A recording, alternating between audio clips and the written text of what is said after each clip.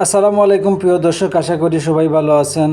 আজকে সকালবেলা চলে আসলাম ঘাস কাটতে। এই যে আমি নৌকায় ঘাস কাটতে চলে আসলাম। হঠাৎ আমি দেখলাম যে এই যে আমি 10 থেকে 15 দিন আগে একটা ভিডিও দিয়েছিলাম যে এই জায়গায় একটা মৌচাক আছে, সেই মৌচাক এখনও আছে, আমি এটা ভাঙি নাই। এই মৌচাকটা আসলে মানে মৌচাক না অন্য কোনো কিছু, এটা আসলে কিছুই আমি বুঝতেছি না। আপনাদের একটু আমি কাছ থেকে দেখাই। তো এই হচ্ছে, একটু জুম করে দেখাই আপনাদের, এই যে নৌকা, আর নৌকায় আমি ঘাস কাটতে আসছি, আর হঠাৎ করে এই যে দেখেন মৌচাকটা চোখে পড়লো। এটা আগেও একটা ভিডিওতে দেখেছিলাম, তখন এটা নিচ দিয়ে একটু লম্বা ছিল। আমি ভাবছিলাম মৌচাক বেঁধে মানে মৌমাছিরা মৌগুলা খেয়ে ফেলতেছে, কিন্তু না। কিন্তু এখন দেখতেছি এই তাদের এই যে ভিতরে কোনো চাক নেই, এটা শুধুমাত্র এখানে শুধু মৌমাছিরা বসে আছে। এগুলো আসলে মৌমাছি না অন্য কিছু, আমি কিছুই বুঝতেছি না। এই যে দেখেন, একটু জুম করে আপনাদের দেখাই, এইগুলা আসলে কি আপনারা বলবেন। এগুলা মানে প্রায় 10 থেকে 15 দিন থেকে এই গাছের ডালে এইভাবে ঝুলে আছে। আর সকালবেলা আসছিলাম, এই যে আমি কচুরিপনা, আমার গরুর জন্য কচুরিপনা কাটতে আসছিলাম। আর এই মৌমাছির চাকের নিচে গেলে আসলে মৌয়ের একটা ঘ্রাণ পাওয়া যায়, গন্ধ পাওয়া যায়। আমি একেবারে কাছ থেকে এই মৌচাকটা আমি দেখেছি, কিন্তু আসলে কোনো ঘ্রাণ বা কোনো গন্ধ এইসব কিছুই মানে পাচ্ছি না।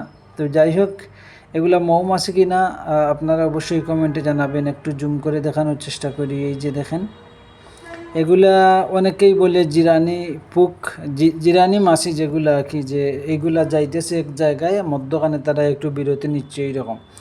আর এই যে কচুরিপনা, এই যে বিশ্রাটা দেখতেছেন, এই জমিটা একেবারে শুকনা ছিল 2-3 দিন, প্রায় সপ্তাহখানিক আগে। আপনাদের আমি আরও একটা ভিডিওতে দেখেছিলাম এই জায়গাগুলা শুকনা ছিল। আর এই যে মৌচাক দেখতেছেন, এই মৌচাকের ঠিক নিচেই আমি মানে কচুরিপনা কাটতে আসছি। আর এই যে জমিটা, এগুলো শুকনো ছিল, আমি এখানে গরু চড়াইছিলাম। এই যে দেখেন মানে আর 1 সপ্তাহের বৃষ্টিতে এই জমির উপর দিয়ে এখন আবার নৌকা চলে, মানে কি পরিমাণ পানি বাড়তেছে। তো যাই হোক, আজকেও প্রচুর পরিমাণ বৃষ্টি হয়েছে, আর আজকেও পানি বাড়তেছে। আর যেহেতু এই যে মানে নৌকা যদি আমাদের না থাকতো, আমাদের বর্ষাকালে ঘাস কাটা খুবই কঠিন হতো।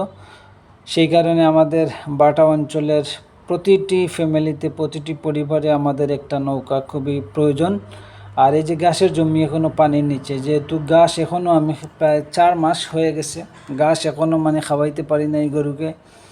কারণ হচ্ছে এই যে মাঠে আমরা গরু চড়াইতাম, ঘাস খাওয়াইতাম, যেখান থেকে ঘাস কেটে নিয়ে আসতাম, সেই জমিগুলোতে এখনও পানি, অনেক পানি।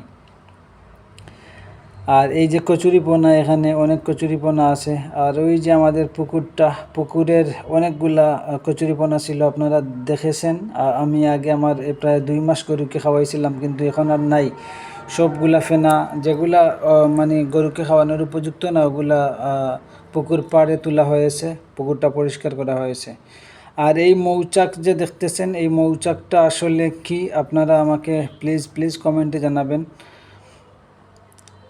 মৌচাকগুলো আসলে এখানে কোনো, এই যে মৌমাছি যেটা আছে, ওখানে কোনো মৌয়ের চাক নাই, শুধুমাত্র মৌমাছিরা বসে আছে।